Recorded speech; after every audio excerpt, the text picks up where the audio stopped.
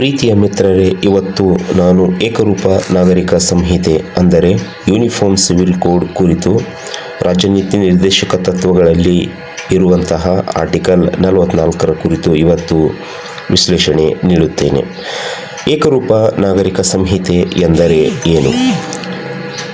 ಏಕರೂಪ ನಾಗರಿಕ ಸಂಹಿತೆ ಎಂದರೆ ದೇಶದ ಎಲ್ಲ ನಾಗರಿಕರಿಗೂ ಒಂದೇ ರೀತಿಯ ಕಾನೂನನ್ನು ಜಾರಿಗೆ ತರಲು ಮಾಡಿದ ಶಿಫಾರಸು ಎಂದು ಹೇಳಬಹುದು. ಇದರಿಂದ ವಿಭಿನ್ನ ಧರ್ಮಗಳಿಗೆ ಸೇರಿದ ಜನರಿಗೆ ವಿಭಿನ್ನ ವೈಯಕ್ತಿಕ ಕಾನೂನುಗಳ ಅಗತ್ಯತೆ ಇರದು. ಪ್ರಸ್ತುತವಾಗಿ ನಾವು ನೋಡುವುದಾದರೆ ವಿವಾಹ, ವಿಚ್ಛೇದನ, ಆಸ್ತಿ ಹಕ್ಕು, ದತ್ತಕ ತೆಗೆದುಕೊಳ್ಳುವುದು ಮೊದಲಾದ ವ್ಯವಹಾರಗಳಿಗೆ ಹಿಂದೂ, ಮುಸ್ಲಿಂ, ಕ್ರೈಸ್ತ, ಪಾರಸಿ ಮುಂತಾದ ಸಮುದಾಯಗಳಿಗೆ ತಮ್ಮದೇ ಆದ ಕಾನೂನುಗಳಿವೆ. ಹಾಗಾದರೆ UCC ಜಾರಿಗೆ ತಂದರೆ ಎಲ್ಲರಿಗೂ ಒಂದೇ ಕಾನೂನು ಅನ್ವಯ ಆಗಬೇಕು. ಯಾಕೆ ಏಕರೂಪ ನಾಗರಿಕ ಸಂಹಿತೆ ಇಷ್ಟು ಚರ್ಚೆ ನಡೆಯುತ್ತಿದೆ? ಇದು ರಾಜ್ಯ ನೀತಿ ನಿರ್ದೇಶಕ ತತ್ವಗಳಲ್ಲಿ ಸಂವಿಧಾನದ ಅನುಚ್ಛೇದ 44ರ ಅಡಿಯಲ್ಲಿ ಇದೆ. ಸರ್ಕಾರವು ದೇಶದ ಎಲ್ಲ ನಾಗರಿಕರಿಗೆ ಒಂದೇ ಕಾನೂನು ಜಾರಿಗೆ ತರುವ ಪ್ರಯತ್ನ ಮಾಡಬೇಕು ಎಂಬುದರ ಉಲ್ಲೇಖ ಇಲ್ಲಿದೆ. ಆದರೆ ಇದು ನ್ಯಾಯಬದ್ಧವಾಗಿ ಜಾರಿಯಾಗಲೇಬೇಕು ಎಂಬ ಕಡ್ಡಾಯ ಇಲ್ಲ. ಇದು ಸರ್ಕಾರದ ಇಚ್ಛೆ ಮತ್ತು ಸಾಮರ್ಥ್ಯದ ಮೇಲೆ ಅವಲಂಬಿತವಾಗಿದೆ. ಭಾರತ ದೇಶವು ಸಾಮಾಜಿಕ ಧಾರ್ಮಿಕ ಭಿನ್ನತೆಯ ಅಂಶವನ್ನು ಒಳಗೊಂಡಿದೆ. ಭಾರತ ಬಹುಧಾರ್ಮಿಕ ಮತ್ತು ಬಹುಸಾಂಸ್ಕೃತಿಕ ದೇಶವಾಗಿದೆ. ಪ್ರತಿಯೊಂದು ಧರ್ಮಕ್ಕೂ ತಮ್ಮದೇ ಆದ ವೈಯಕ್ತಿಕ ಕಾನೂನುಗಳು ಇವೆ. ಕೆಲವು ಸಮುದಾಯಗಳು ತಮ್ಮ ಧಾರ್ಮಿಕ ಪದ್ಧತಿಗಳನ್ನು ಕಾನೂನಿನಿಂದ ಬಲಾತ್ಕಾರವಾಗಿ ಬದಲಾಯಿಸುವುದನ್ನು ಒಪ್ಪುವುದಿಲ್ಲ.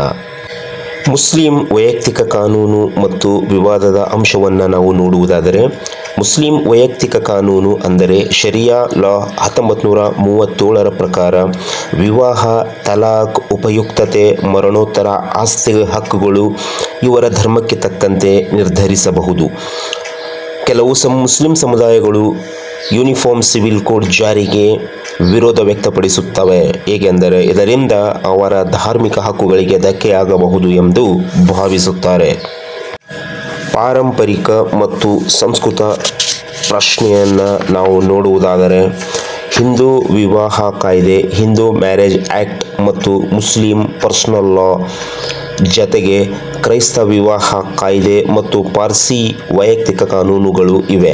ಇವುಗಳನ್ನು ಸಮಾನಗೊಳಿಸಲು ಪ್ರತಿಯೊಂದು ಸಮುದಾಯದ ಅನುವಾದ ಮತ್ತು ಒಪ್ಪಿಗೆ ಅಗತ್ಯವಿರುತ್ತದೆ. ಇದನ್ನು ಬಲವಂತವಾಗಿ ಹೇರಿ ಜಾರಿಗೆ ತರುವ ಅಗತ್ಯತೆ ಇಲ್ಲ ಎಂದು ಸಂವಿಧಾನದಲ್ಲಿ ಹೇಳಲಾಗಿದೆ.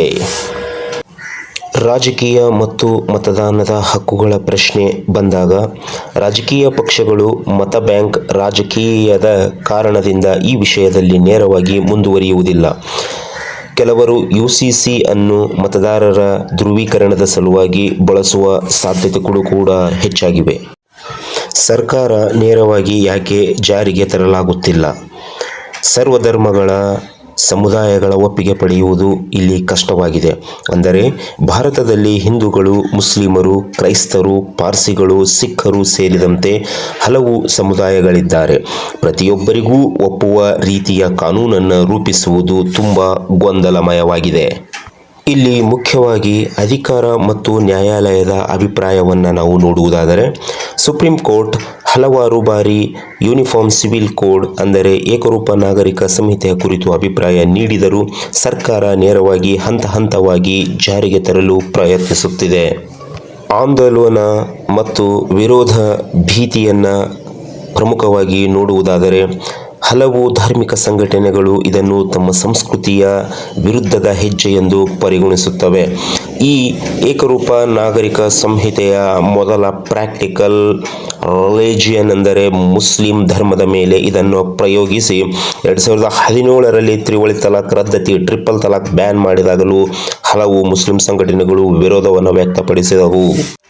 ಏಕರೂಪ ನಾಗರಿಕ ಸಂಹಿತೆಯ ಪರ ಮತ್ತು ವಿರುದ್ಧದ ತರ್ಕಗಳನ್ನು ನೋಡೋಣ. 2024ರಲ್ಲಿ ಉತ್ತರಾಖಂಡ್ ಸರ್ಕಾರ ಏಕರೂಪ ನಾಗರಿಕ ಸಂಹಿತೆ ಮಸೂದೆಯನ್ನು ಪಾಸು ಮಾಡಿ ಇದು ದೇಶದಲ್ಲಿ ಈ ಕಾನೂನನ್ನು ಜಾರಿಗೆ ತರಲು ಪ್ರಾಯೋಗಿಕ ಪ್ರಯತ್ನವಾಗಿದೆ. ಇಲ್ಲಿ ಮುಖ್ಯವಾಗಿ ನಾವು ನೋಡುವುದಾದರೆ ಏಕರೂಪ ನಾಗರಿಕ ಸಂಹಿತೆ ಸಂವಿಧಾನದ ಅನ್ವಯತೆ ಆಧಾರದ ಮೇಲೆ ಚರ್ಚೆಯಾಗುತ್ತಾ ಬಂದಿದೆ.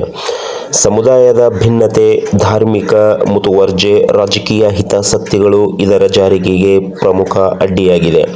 ಹಂತ ಹಂತವಾಗಿ ಜಾರಿಗೆ ತರುವ ಸಾಧ್ಯತೆಗಳು ಹೆಚ್ಚಿವೆ. ಆದರೆ ಎಲ್ಲ ಸಮುದಾಯಗಳ ಒಪ್ಪಿಗೆಯನ್ನು ಪಡೆಯುವುದು ದೊಡ್ಡ ಸವಾಲಾಗಿ ಬಿಟ್ಟಿದೆ.